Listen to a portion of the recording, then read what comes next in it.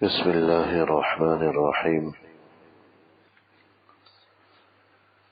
گزشتہ رات 9ویں تراویح ادا کی گئی، جس کے اندر بھی تقریباً سوا پاری کی تلاوت کی گئی ہے، جس کا آغاز سورہ اعراف سے کیا گیا ہے۔ تقریباً سورہ اعراف پوری پڑھی گئی اور سورہ انفال کا تھوڑا سا حصہ اس میں پڑھا گیا۔ تو سورہ اعراف یہ تقریباً 206 آیتوں پر مشتمل مکی سورہ مبارکہ ہے۔ بڑی سورتوں میں اس کا شمار ہوتا ہے۔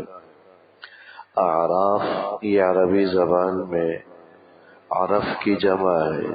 عرف کا معنی اونچے ٹیلوں کو کہا جاتا ہے۔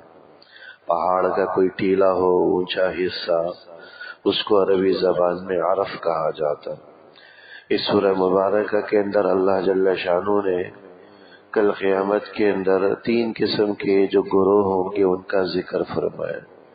ایک گروہ تو اہل جنت کا ہوگا جو جنت میں جائے گا، اور دوسرا گروہ اہل جہنم کا ہوگا، جہنم میں جائے گا، اور تیسری قسم کا گروہ اصحاب الاعراف کے نام سے ذکر کیا ہے، ٹیلے والے لوگوں کے نام سے۔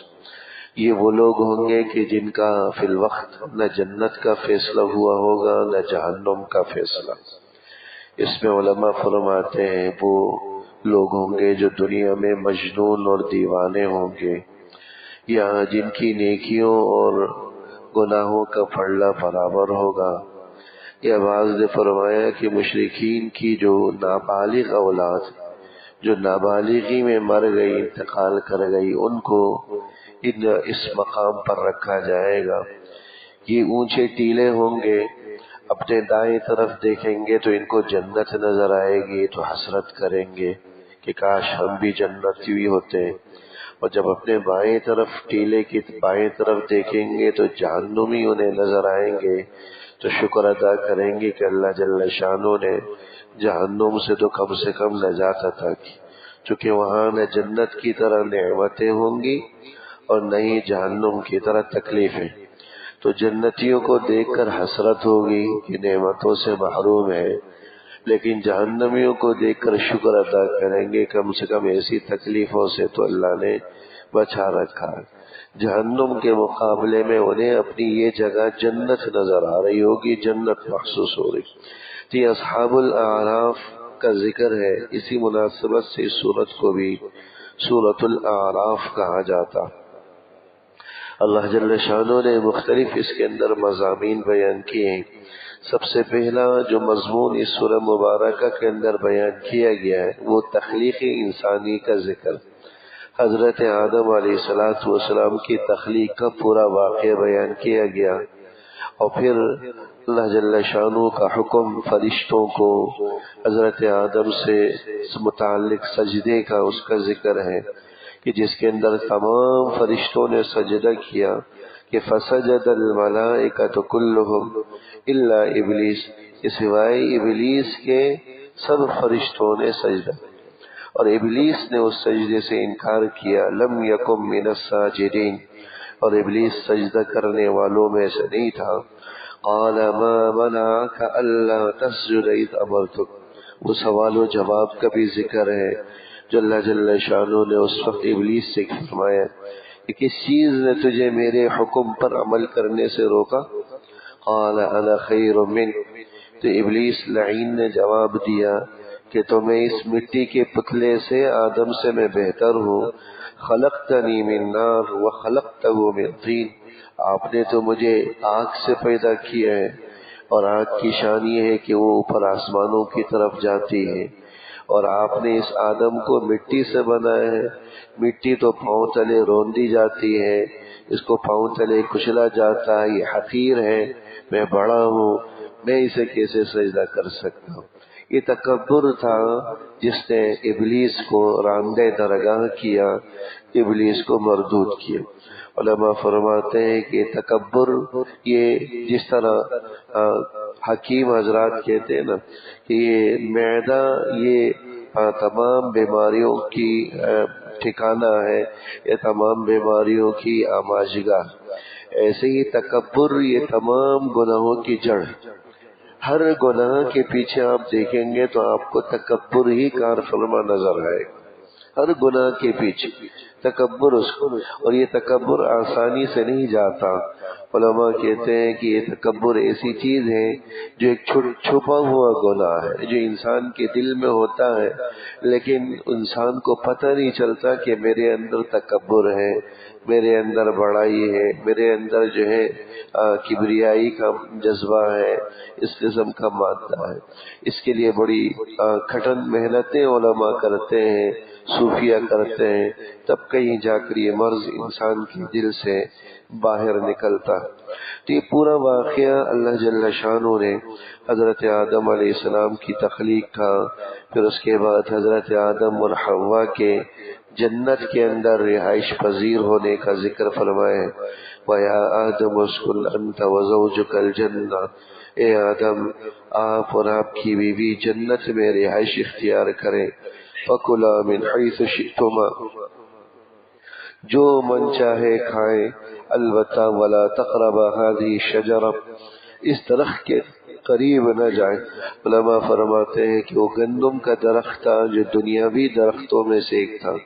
اس کی خاصیت یہ تھی کہ اگر یہ درخت کا پھل استعمال کر لیں یا گندم استعمال کر لیں تو انسان کے اندر دنیاوی عادتیں، دنیاوی خصلتیں اور صفات پیدا ہو جائیں، طبعی حاجات، قضاء حاجات، یہ ساری چیزیں پیدا ہو جاتی تھی جو جنت کے اندر جن کا کوئی جو ہے جن کا وجود نہیں تھا۔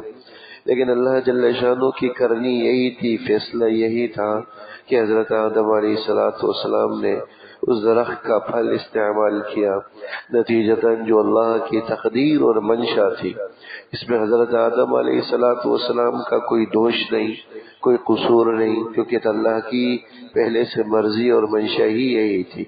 اس لیے اللہ جل شانہ کی تقدیر اس طرح پوری ہوئی کہ وہ غلطی سے حضرت آدم علیہ السلام وہ پھل کھا گئے اور نتیجتاً ان کو دنیا میں اتارا۔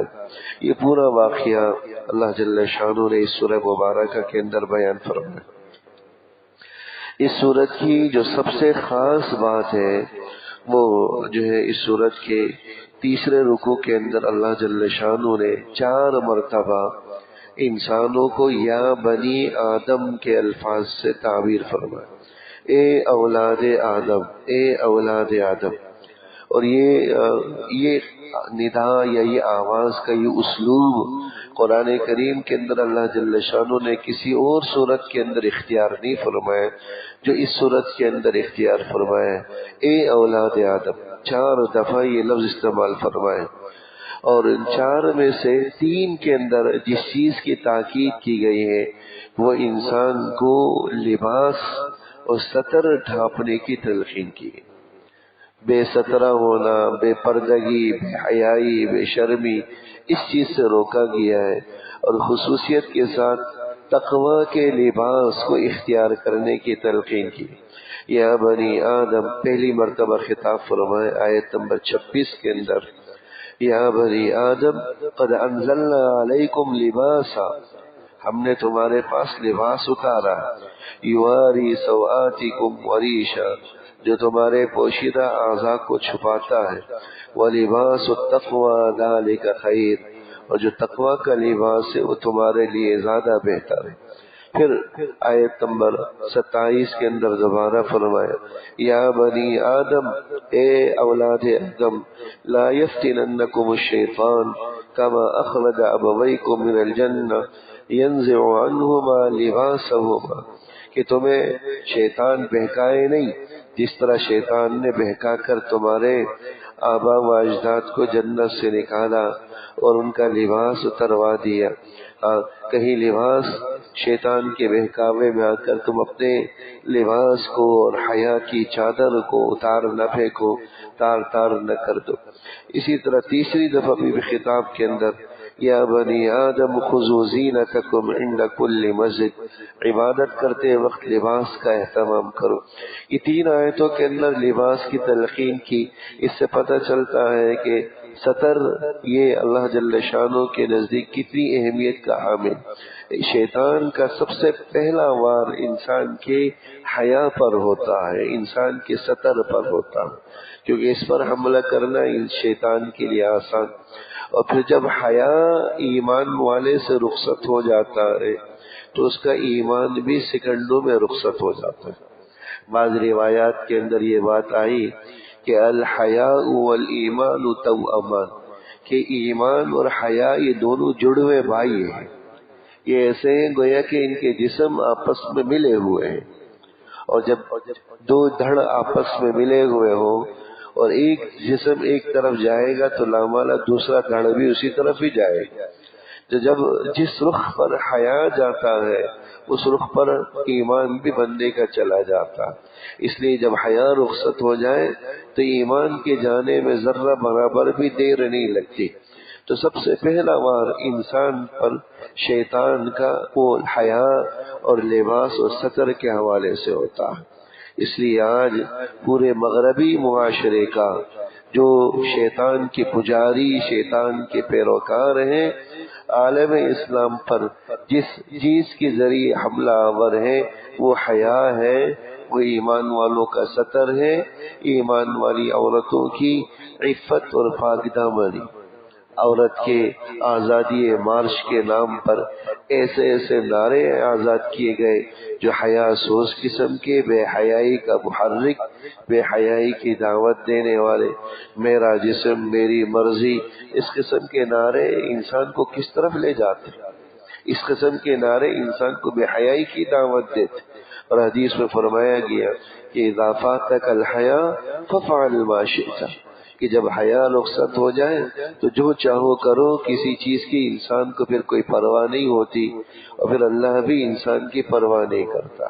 پھر جب اللہ کی حفاظت سے انسان نکل جاتا ہے تو ایمان بھی نکلنے میں ذرا دیر نہیں لگاتا، ایمان بھی رخصت ہو جاتا. تو بڑے اہتمام کے ساتھ اللہ جل شانہ نے حیا اور عفت اور پاک دامنی کی ترغیب، اور آہستہ آہستہ یہی چیز ہماری ماؤں سے، ہماری بہنوں، بیٹیوں سے، بچیوں سے رخصت ہو رہا ہے. پہلے کہا گیا برقع یہ دقیانوسی ہے، برقع یہ تو ایک پرانے زمانے کا فیشن ہے، برقع یہ پرانے زمانے کی سوچ ہے، یہ برقع تو یہ فنڈامنٹلسٹ قسم کے لوگ استعمال کرتے ہیں، تنگ ذہن کے لوگ استعمال کرتے ہیں، جو نیرو مائنڈڈ ہوتے ہیں اس قسم کے لوگ برقع استعمال کرتے ہیں.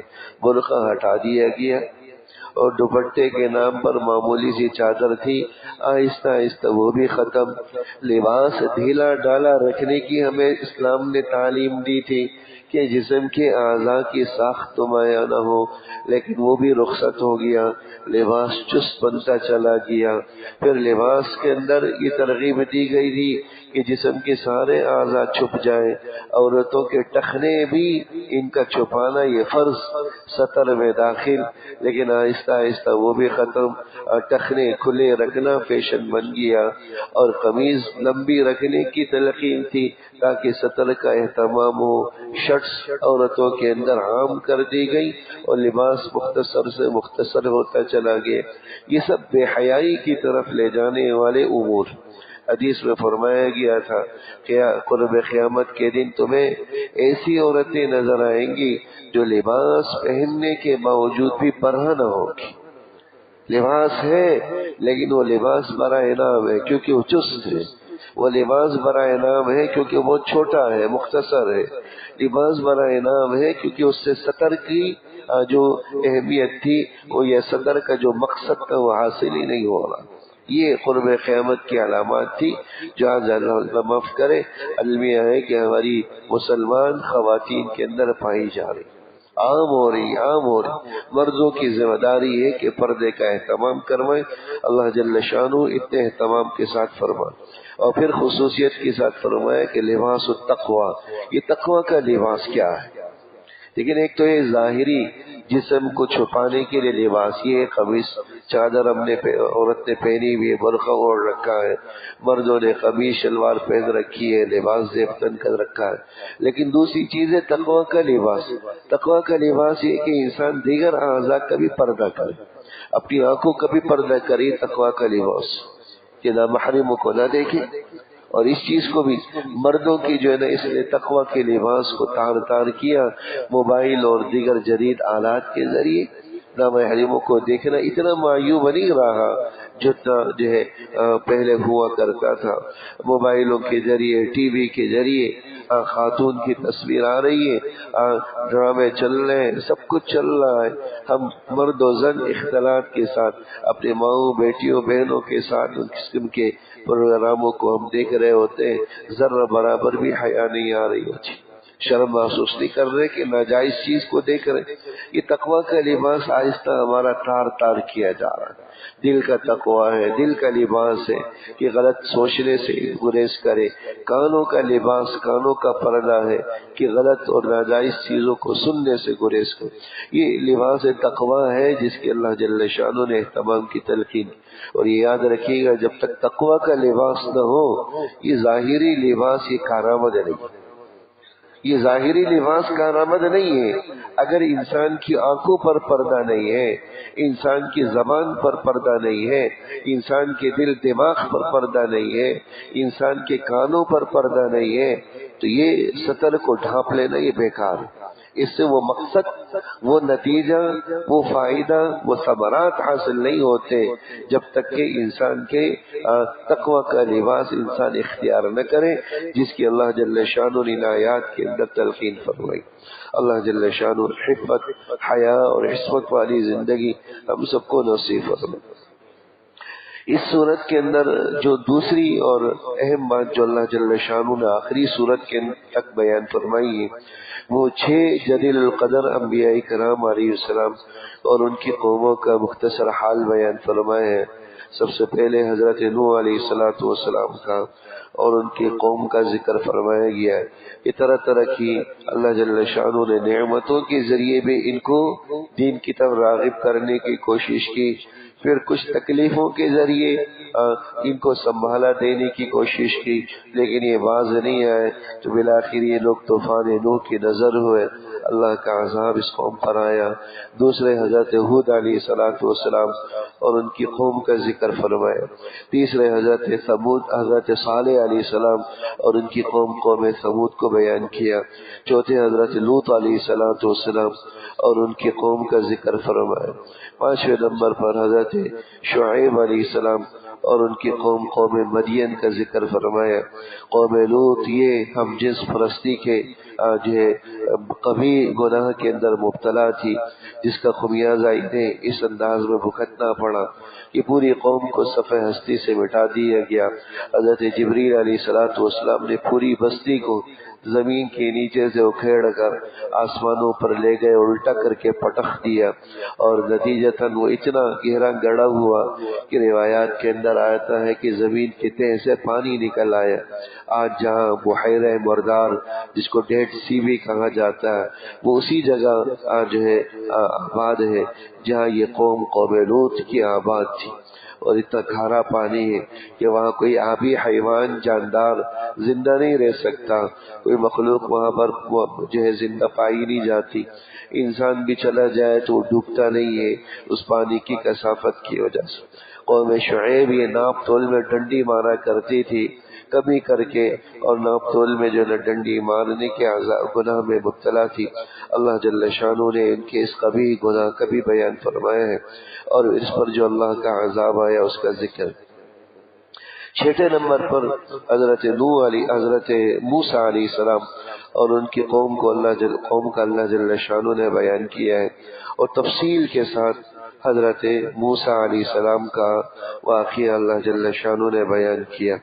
حضرت موسیٰ علیہ السلام کے زمانے میں جو فرعون تھا, فرعون یہ کسی خاص بادشاہ کا نام نہیں, فرعون یہ لقب ہوا کرتا تھا. جیسے کہ آج کل جو صاحب اقتدار یا صاحب منصب شخص ہوتا ہے اس کو صدر یا وزیر اعظم کے نام سے جانا جاتا ہے.